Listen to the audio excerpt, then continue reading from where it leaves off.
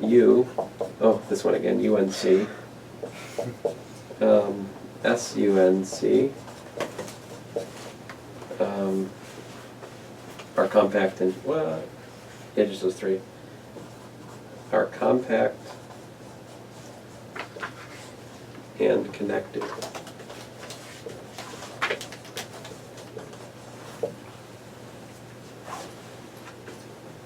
So basically, his point is just, I mean, you can talk really about any of them, but he's like, consider the mapping A maps to AA transpose, comma, determinant of A. Right. So this is a mapping from Rn by n to what?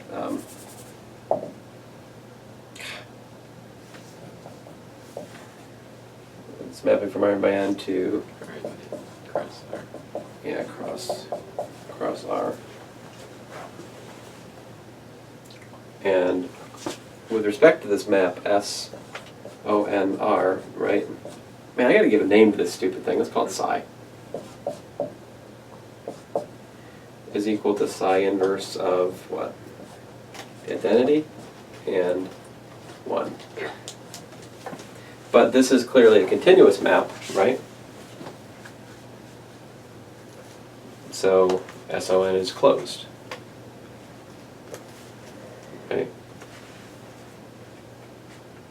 And he's like, since the column vectors of an orthogonal matrix have norm 1, all right, SONR is contained in the bounded set. And he gives a particular set. He's like, matrices such that the sum of the squares is equal to n, proving its compactness.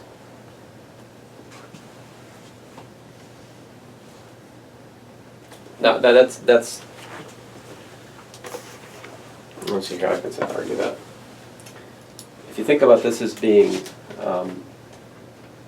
basically identified with Rn squared, right? Each column, if you string out the columns, they form an orthonormal set. Right? Orthonormal means orthogonal and length 1 each one. So they're orthogonal. They're length 1. You've got n mutually orthogonal vectors, each with length 1. So the sum of their lengths is going to be n. Right, sum of their lengths is at most the square root of n. Yeah. So it's bounded. Because it's, well anyway, he basically argues that it's bounded. So it's closed, it's bounded, So it's compact. it's compact. Because we're after all in a, what's the word? In Hausdorff, right? It's a Hausdorff. It's Euclidean topology, it's Hausdorff. So that makes SON compact. And I think did we already argue it was connected? How do we know it was connected? Oh, that must be this stuff up here, right? So to get that it's connected, that must be the next thing I haven't read yet. Turn the page. The mapping P from SON, ooh, sneaky, sneaky. So he's like, look at the map P, which goes from SONR to the n-1 sphere. Ooh, very sneaky. And what is this map? You send the matrix to its first column. It's continuous. So does that make sense? Like P of A is just equal to column 1 of A. You can see why that's in Sn-1. The n-1 sphere is, remember, embedded in Rn's, is in Rn. So That's norm 1. as norm 1, right? That's the set of norm, and this is length 1 because it's a vector, it's a column in a special orthogonal matrix. That's a continuous map. What else do we need? He says, if you look at P of AB, you've got a P of B. This is like the argument we skipped a bit ago, Jess. That was essentially the thing that was going on with the homeomorphism that I didn't get into. that makes sense, right? Because column 1 of AB is what? A times column 1 of B. Right. That was homework in linear.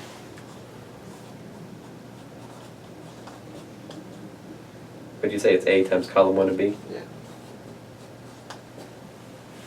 Which says, of course, P of AB is equal to A times P of B, which is what I just claimed. Yeah.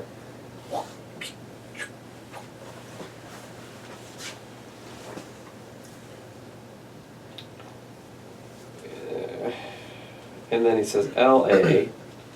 What's L? It's left multiplication.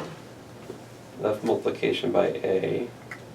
Right, that he also uses this argument in the last one. Yeah, yeah.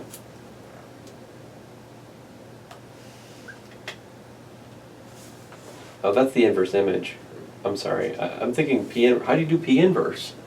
That's really quite a trick to invert this P. I mean, if you can invert this P, that's impressive. These are not the same. Well, it's the fibers. Right? Yeah, it's the fiber. So it's a lot of the same stuff as what we skipped. All right, let's see here.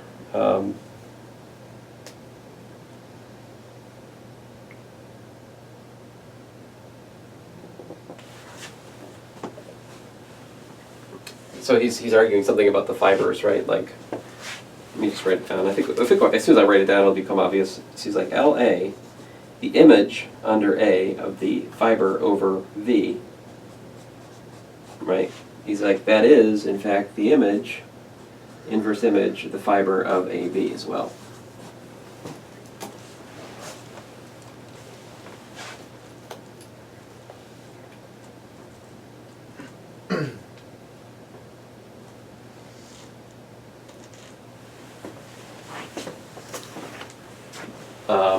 Now, I mean, I think that probably just follows from this over here, right? This is, what is this? This is, let's see what that is. That's well,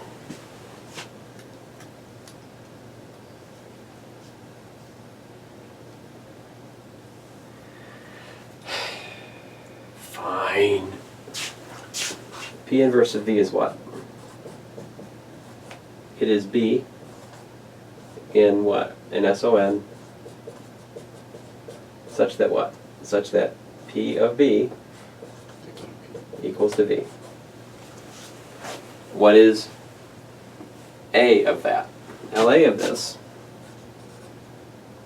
what that means is, A times all B. right, this is equal to AB, such that P of B is equal to V. Right?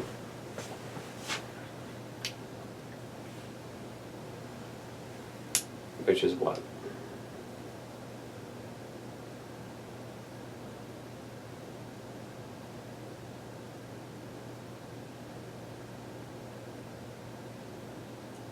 He claims it's P inverse of AV.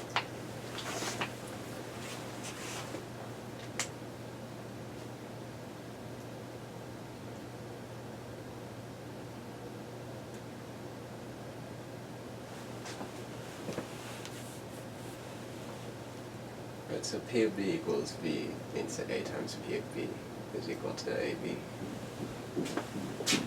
You said A times P of B is equal to AB. Right. Which is P, so P of AB is equal to AB. P of AB, yeah, yeah. Because we have that over here, yeah. So it's all matrices AB such that P of AB is equal to AB, which is the inverse image of P inverse of AV. AB again, yeah. Okay. And so this is left multiplication in the group. This is a homeomorphism. And this shows that the fiber over V is the same as it's homeomorphic. This fiber is homeomorphic to the fiber which you get from multiplying V by A. But A is essentially arbitrary.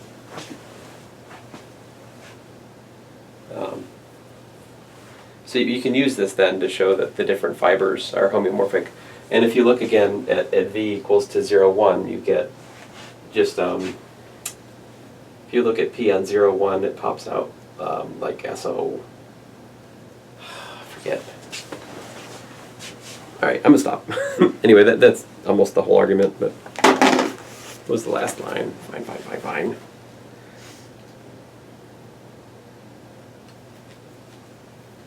So the fiber over 1, 0, 0, 0 is SON minus 1R. All right.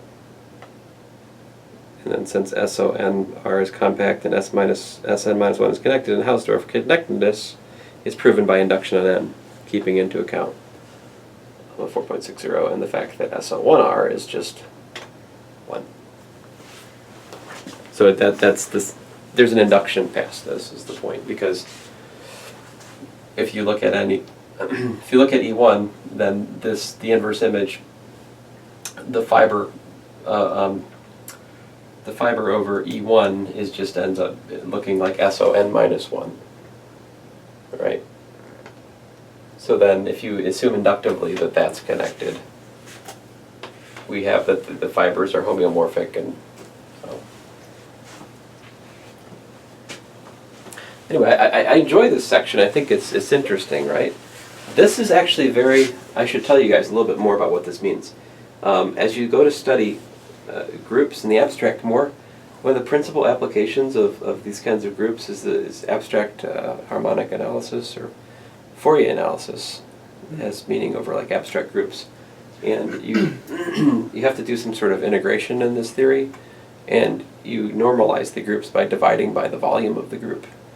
This compactness is a sort of finiteness, which means that the volume of a group is well defined in some finite number, and it allows you to normalize integrals. Something called the Haar measure is based on these things. So the compactness is important. It's part of what builds, it's like say, sort of a Fourier analysis and other things.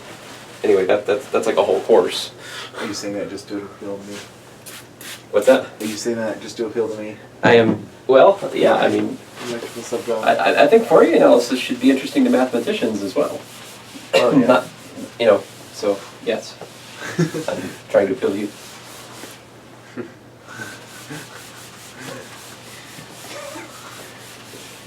Just kidding. All right, so, finally. Nathan's like, that was supposed to be 10 minutes. What happened? Finally getting to my topic. Took long enough. Fair enough. He's not denying it. No, he's not trying to correct me at all. Topological quotients. Chapter 5. Come on.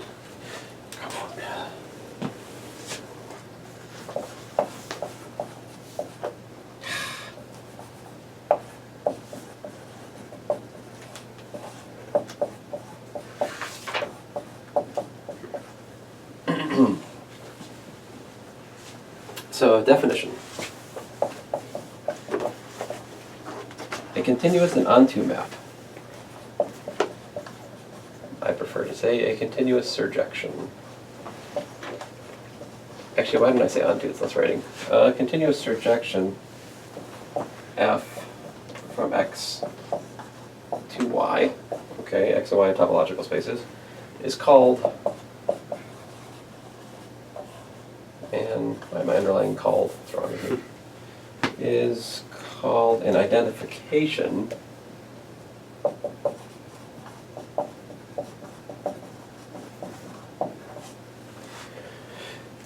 if, all right, the open sets of Y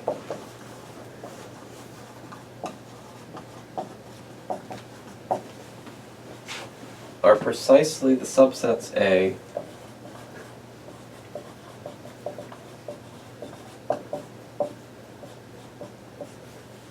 of Y such that what?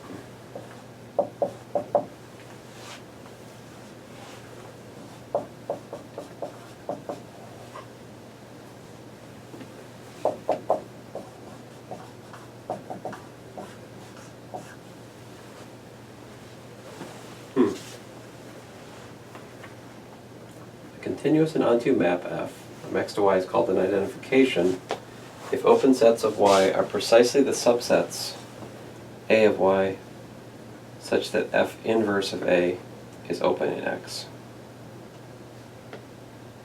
Can you guys tell me what's the difference between this and the definition of continuous?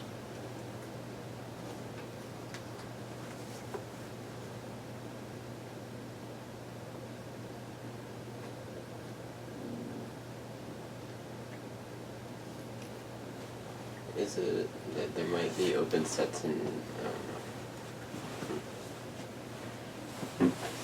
He says likewise, same is true for closed. Like it's an identification.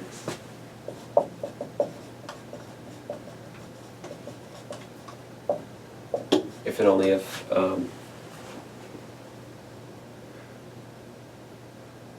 closed sets in Y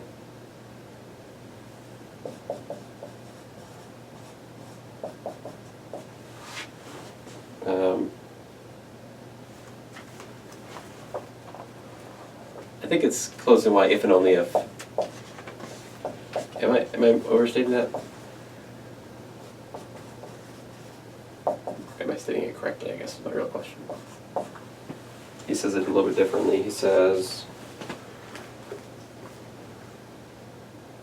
if and only if closed sets in Y are those of the form C is subset of Y where the inverse image of C is closed in X, and conversely.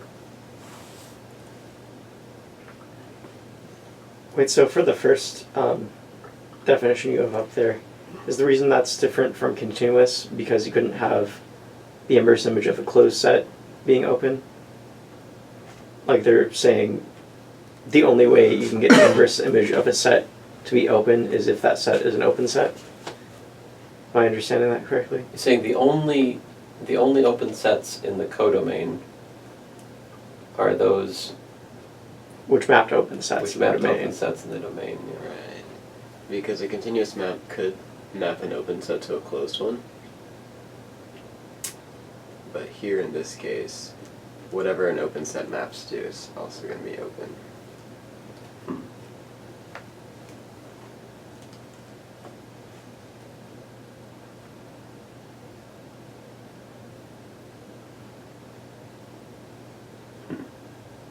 Okay.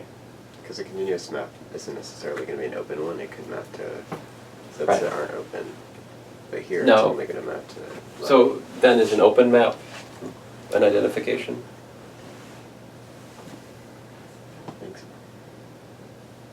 Because open maps map open to open.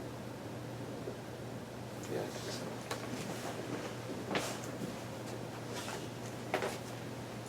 so.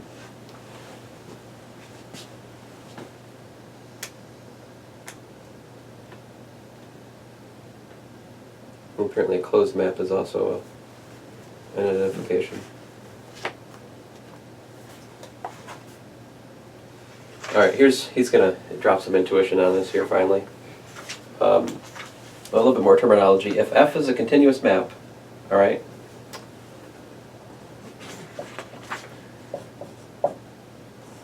If F is a continuous map from X to Y, continuous, Oh, right. And, I guess an open continuous map might not necessarily be on two, so...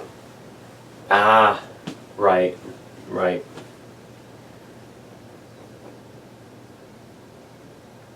But if it's not on two, that's not too damaging because whatever it doesn't hit, the inverse image of that is the empty set, which is by default open.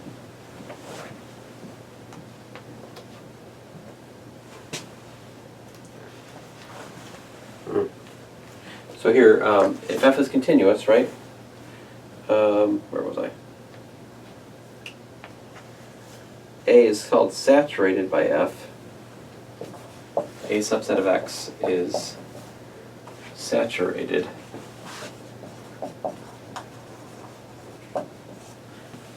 Saturated. Or F saturated. If what? If whenever X is an element of A,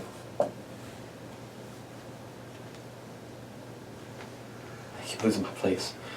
It's so horrible. And y is an element of x, then what? And, oh man, maybe not done yet. And f of x equals to f of y. Okay. Imply what? X equals 1. No. Sorry, the French activity. It's 5:00 p.m. Quiet. Y is also an element of A. Yes. So it's like cosets. Yeah, let's see here. In other words, that is, he has a better way of saying it here. He says equivalently, F saturated sets have the form F inverse of B for some B and Y. So F saturated equals to F inverse of B for some B subset of Y.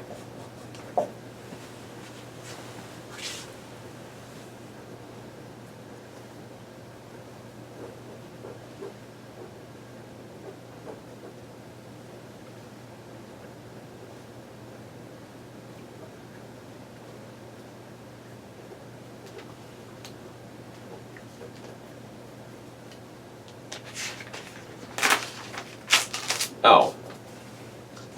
So there's sort of an F-saturated set. It's not a fiber, but it could be formed from gluing a bunch of fibers together or something like that, you could say, yeah? If you want a more geometric picture of it. I mean, anyway, it's the inverse image of some subset. All right. Now what he's going to do is he's going to try to recast this identification idea in terms of saturated sets. So how can we capture what an identification is in terms of saturations?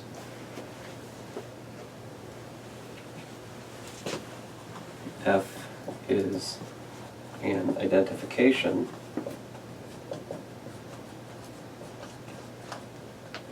if what?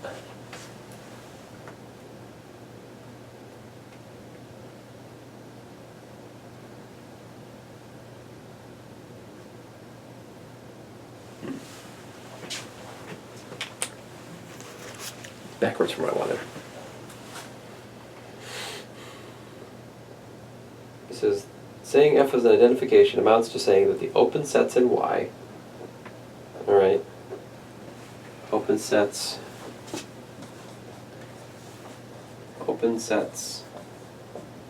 in Y, all right, are what? Are images. Saturated sets in X. Yeah, images F of A of saturated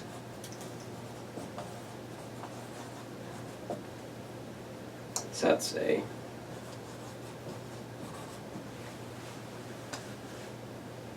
Warning! Warning! Not every open set is saturated. So identifications may not be open maps.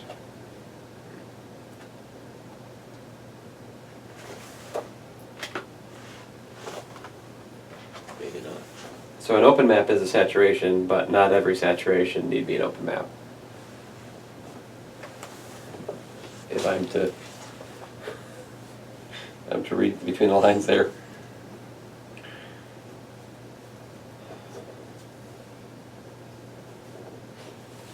I didn't drink enough coffee. I should have gone to Dunkin' Donuts. I shouldn't have relied on the department coffee for this section. Oh man, section 5.2 is where I want to be.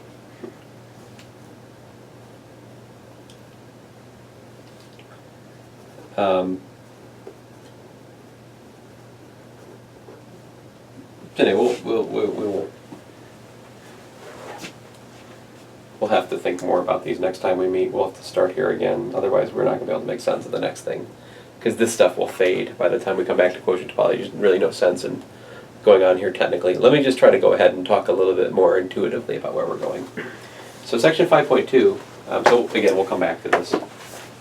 And, I think it would be a good idea to just pick a homework problem from section 5.1, just try to do it. Because this particular material is a little bit harder to follow. And so if we just try to do like one homework problem even, it'll make the next thing we do make a lot more sense. Okay? So just, that would be my suggestion. So here's the deal. What is a quotient topology? Well, you have F, a mapping from X to Y. Then the quotient topology is this. The quotient topology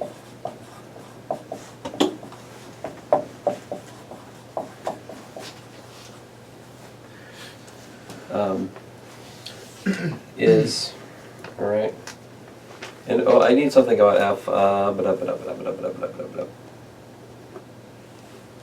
F is a surjection.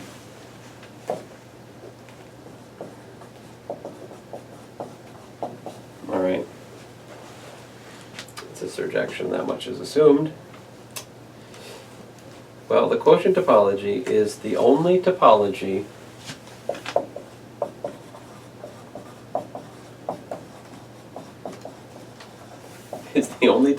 on Y, all right, that makes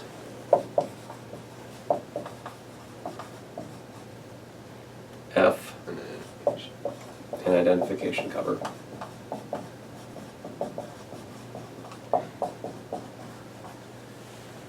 So as you can see, unless we really come to terms with what on earth identification cover means, we got no prayer of understanding quotient topology. And it's the finest topology for which F is continuous.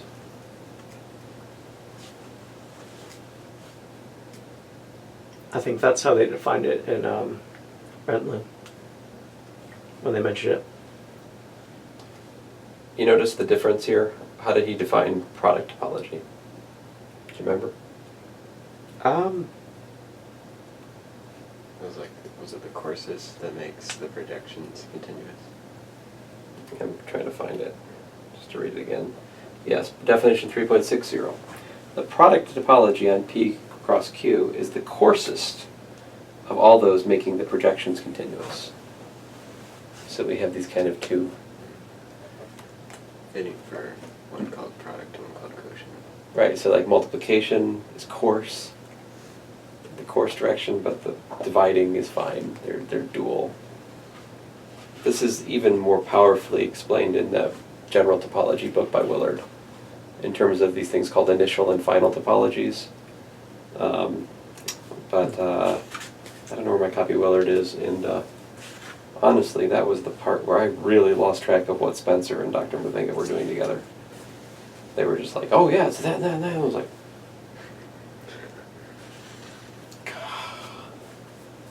but I wasn't doing my homework, so it's my own stupid fault. All right. So next time we will pick up again at quotient. Now quotient topology is, I mean, we use quotient spaces a little bit in linear algebra here and there to do things, but in topology, quotient topologies give you so many new examples that have really interesting things. And there are some unpleasant things about quotients, like, where's this one? I'm trying to find something gets lost. Like, I'll find it. We'll come to it eventually, but there's a lot of nice results for quotients. But anyway, that's about it for you guys here today. Thanks, guys.